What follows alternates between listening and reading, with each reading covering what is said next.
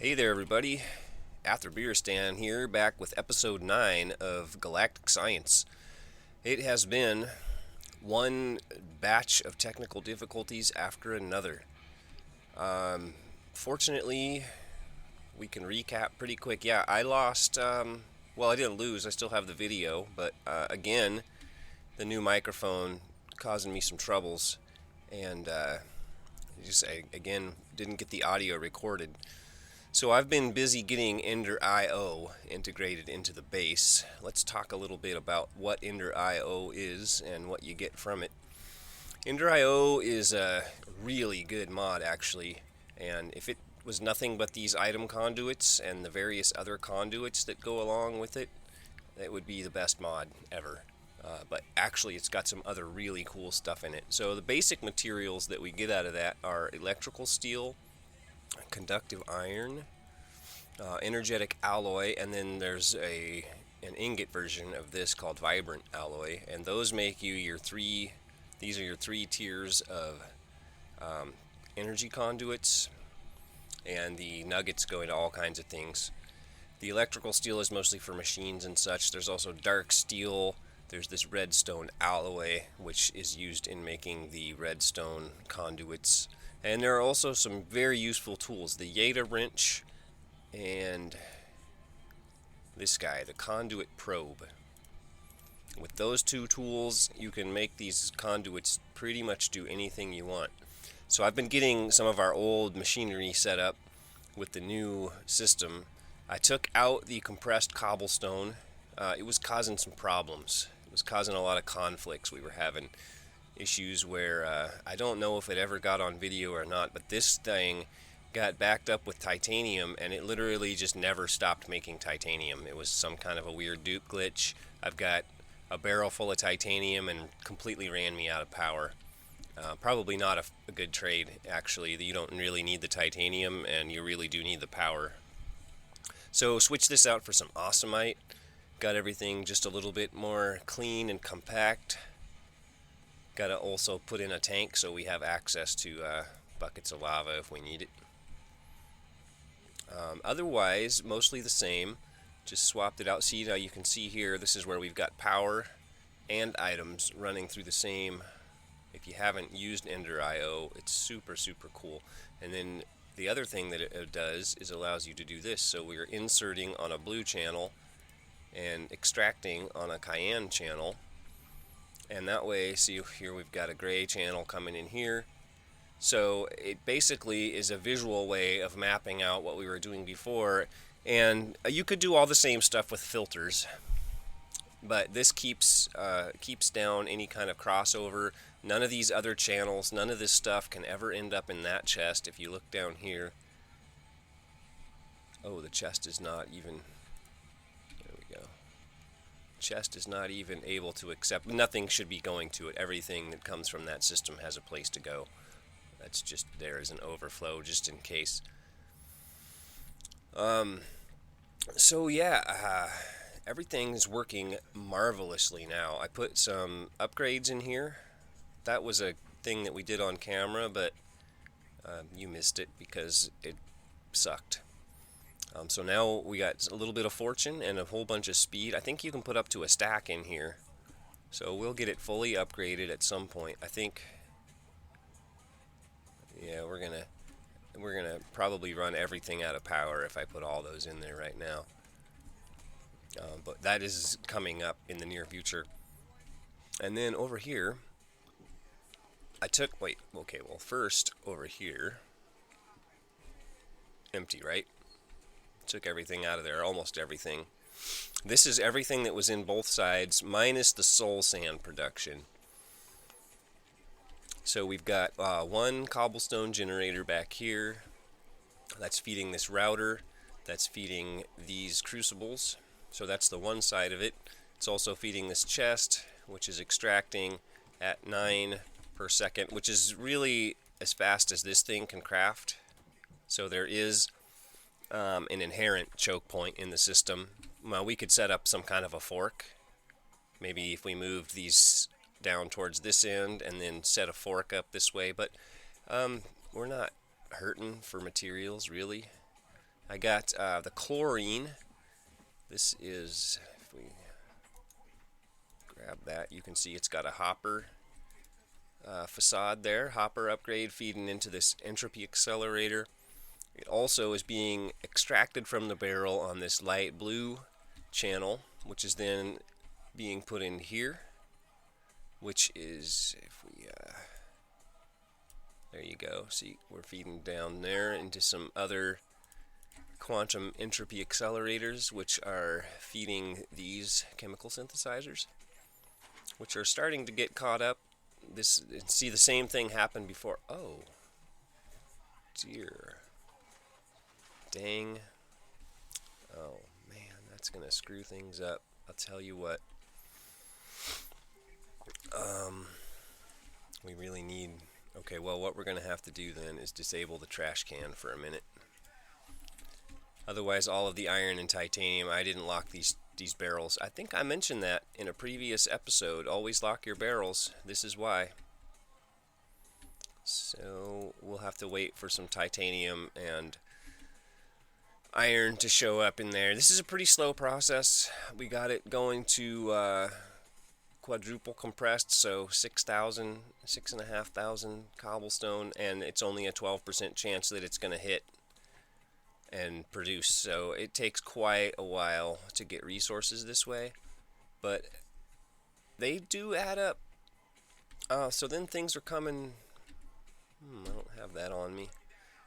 This is another thing that Ender IO will add. If you have cables running in the floor there, those are called conduit facades, and you can paint them in a painting machine to look like any block, more or less. I haven't found anything so far. I think you can even paint them to look like flowing lava. I haven't found anything so far that I haven't been able to put in that machine.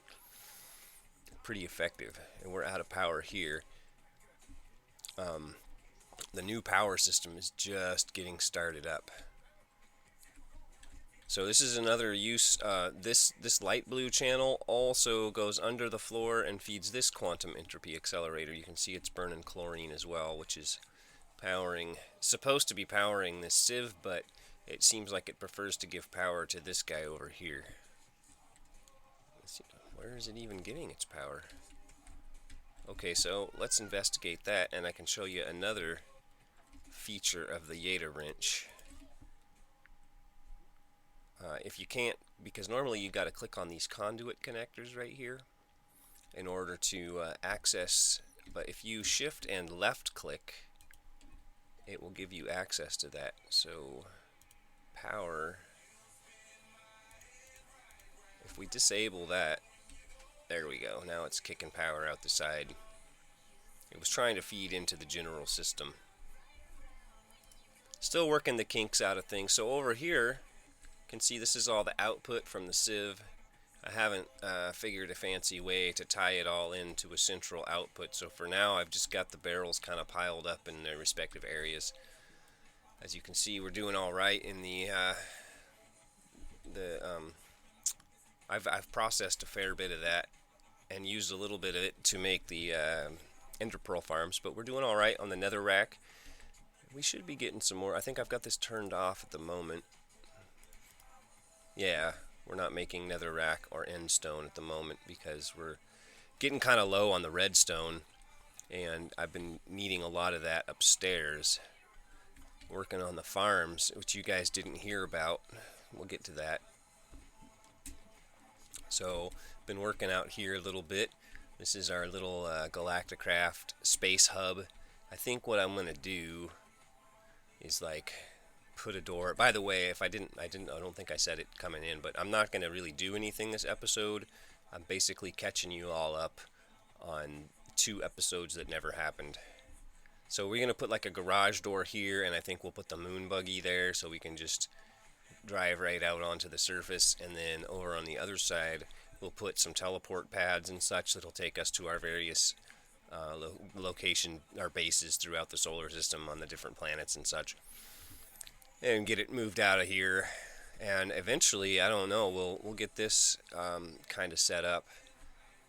Here's the thing, in trying some new automation, some of the relocator stuff either doesn't work or changed, and I haven't been able to get it to work.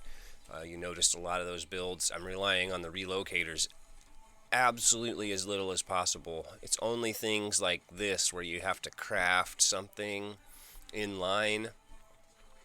I think that's literally the only place I'm using relocators right now, because they're just kind of buggy. They're just really glitchy, and they make for really clunky automations that occasionally don't work. And that is my pet peeve. It's something that suddenly stops working for no apparent reason.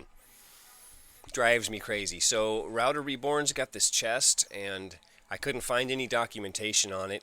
There's nothing about it in the manual that comes in-game, the little Router Reborn book. There's nothing about it on the wiki. There's nothing about it on the forums. I'm assuming that these upgrades are supposed to go on the chest. They have a packager upgrade. I was hoping to use that to compress some cobblestone. Didn't work.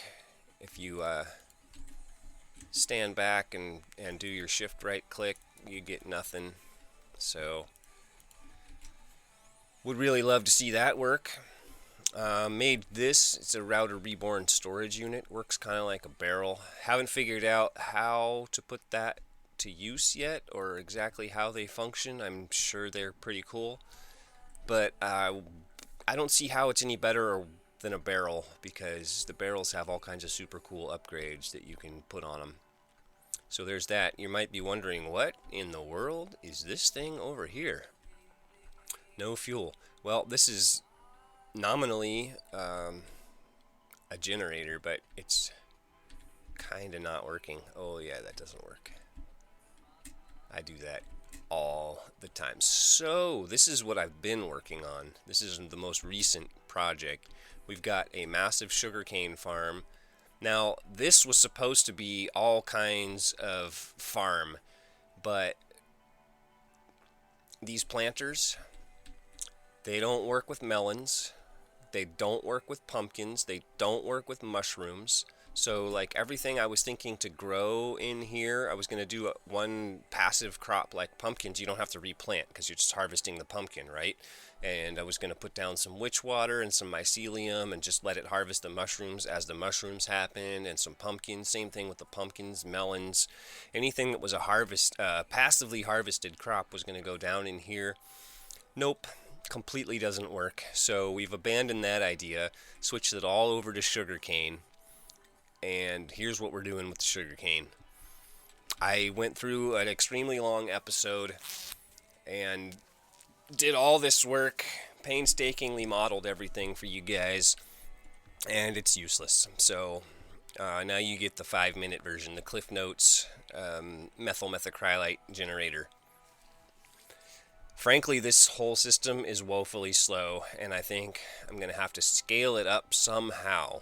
Now, I'm not at a choke point here. As you can see, we've got nothing to decompose.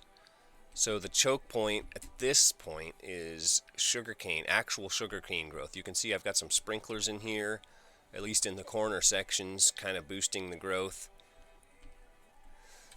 But it still seems to be taking its sweet time. So the process is sugarcane in, and that comes via this little farm down here.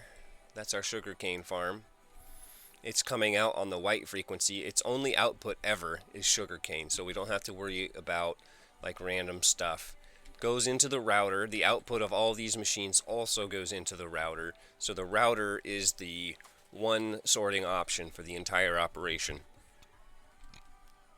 So one sugarcane gets us sucrose and hydrogen and oxygen, basically sugar and water. Apparently that's all that's in sugarcane. Sucrose gets us a bunch of other stuff, some carbon, some hydrogen, some oxygen. All goes over here. Oxygen, carbon, hydrogen, right? It's pretty good stuff, the sucrose. And then that's going to go into this chemical synthesizer. Now, this was the hard part. There might be other ways to do this. I tried this a dozen different ways, literally, before I came up with this relatively simple solution, which was just transfer nodes and rationing pipes. It offends my sensibilities to include extra utilities pipes in this build because it's not Ender IO, but Ender IO actually does not have a mechanism for controlling this, so In this way, we end up with just a stack of each of the 4 materials. And unfortunately, we don't need this in here, but there it is, and it won't go away. It's just stuck there. If I take it out, it'll just slowly build up another stack. So we're making methyl, CH3, which is then getting extracted, getting put back up through here, and being taken out of there. And here we're making the methyl methacrylate with methyl and some carbon and some oxygen, which is then extracted from the chemical synthesizer. Now the higher preference goes to this, because this furnace is powering the whole system. We're powering our entire fuel generation on 20 RF a tick, which you can see it's not even working. It's taking a break because we're not drawing power at the moment. Oh, there was a little bit, and it'll spring into life to refill all the buffers. And there we go. So the other half goes into this Ender IO tank, which will accept the MineChem tubes and convert them into a liquid, which we have none of. It pretty much burns as fast as it shows up, but it is keeping those machines downstairs buffered. If you notice, they get low, but we've got full power.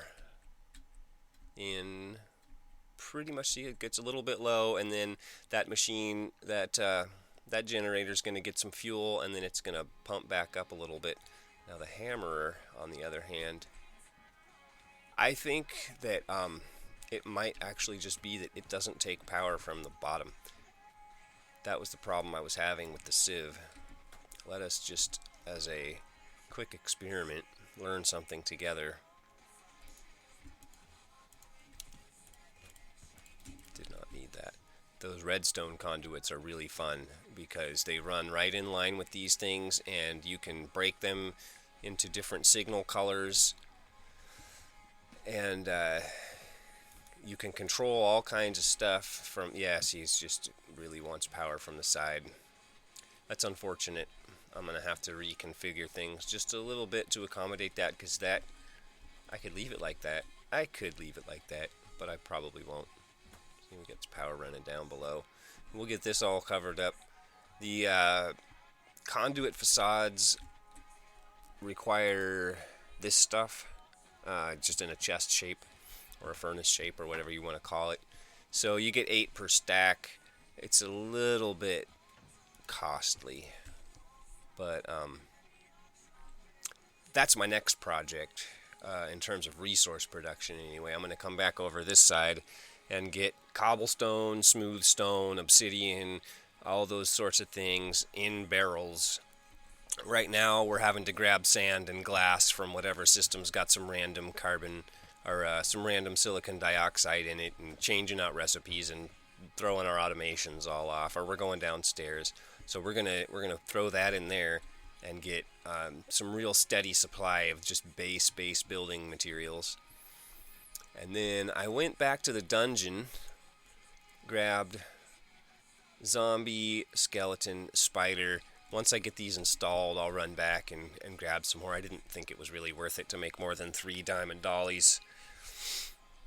So we'll go back and get some creepers and probably some duplicates, just so we can increase our spawn rate and start accumulating some mob drops. What I want to do, and this will feed into the fuel production upstairs, is I want to make this, let's see, fertilized dirt, and it requires a lot of rotten flesh. For every single dirt, we're going to need 4.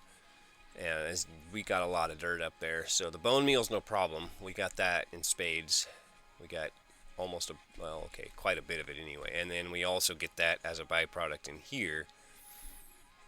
So not as much there, but we got plenty of bone meal. We just need the rotten flesh, and then we can start putting that fertilized dirt up under the sugarcane and really start cranking out some fuel. Now there are other things we can do. There's hooch, and then this advanced generators comes with a syngas generator or producer or something. Syngas, I don't know what they call it, but it makes fuel, and I think you just have to basically feed it coal. So I might look into setting something like that up. My plan with this is just to use it as a structure It's going to come over across and come down as another pillar, and eventually that'll be the whole generator. You can put up to 50 of these turbines in here, and this is the highest tier. They cost about 11 ender pearls each, which tap me out pretty well, but all we have to do if we ever want ender pearls is go decompose more end stone, and we got plenty of that, so no real shortage. Now, I was talking, this thing, super useful if you want to set up, let's go grab some, if you want to set up like 100 barrels and they all have the same setting, like let's say we want to go over to these 2 barrels and we want to insert on blue and extract on brown with redstone signal. Then what you can do is you can shift right click on this and then right click on the other one, and suddenly they're the same. So you can just go down the line and right click 100 times or whatever, rather than trying to set all of those up manually, especially if you've configured, you know, your power and your fluid and your items and, you know, 3 or 4 different interfaces potentially. And you'd only have to do that with just a quick right click. So yeah, I can take 50 of these. So we'll just like go across here, and maybe we'll take these tanks across the top here and this side, you know, something like that. We'll just try to use it as decoration. So the next project, in terms, I don't know, it's really hard to keep track of what gets filmed. There's so many errors. Make sure we're not walking out into a problem. There's so many technical errors lately that I don't know where we're at communication-wise. I feel like the continuity of the video of the series is suffering a bit. So I figured it out, by the way. Figured it all out. All the technical issues have been solved. There's actually 2 different places every time I boot the computer up that I have to go and change the sound setting. One in the actual system settings, and then one in the recording software settings. Otherwise, it will not capture sound. So the problem is found and solved. Hopefully from now on we can get back on a steady footing of generating some quality videos and moving forward with this. So the next project, I've got 60 furnaces, and I want to go out here, probably like right in this general area, because I think this is going to be a little tunnel.